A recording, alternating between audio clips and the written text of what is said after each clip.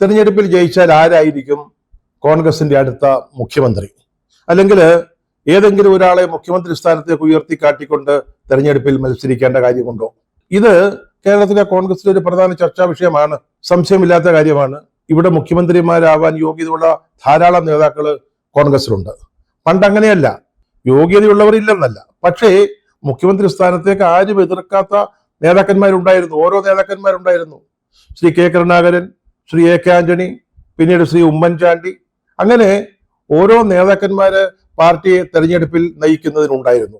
ഇപ്പോഴത്തരത്തിലുള്ള ഒരു ശക്തമായ ഒരു നേതൃത്വം, ഏക നേതൃത്വം കോൺഗ്രസിനില്ല. അപ്പുറത്ത് പിണറായി വിജയൻ തന്നെയായിരിക്കും അടുത്ത തെരഞ്ഞെടുപ്പിൽ LDF-നെ നയിക്കുക. ചോദ്യം ചെയ്യാത്ത നേതാവാണ് LDF-ൽ പിണറായി വിജയൻ.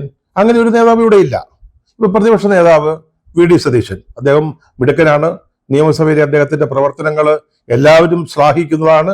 നന്നായിട്ട് ഗ്രഹപാഠം ചെയ്ത് അസംബ്ലിയിൽ പ്രതിപക്ഷത്തെ നയിക്കുന്നുണ്ട്. പിന്നീട് പ്രതിപക്ഷ നേതാവ് എന്ന നിലയിൽ അദ്ദേഹത്തിന് അടുത്ത മുഖ്യമന്ത്രി സ്ഥാനത്തേക്ക് ഒരു സയുണ്ട്, യാതൊരു സംശയവുമില്ല.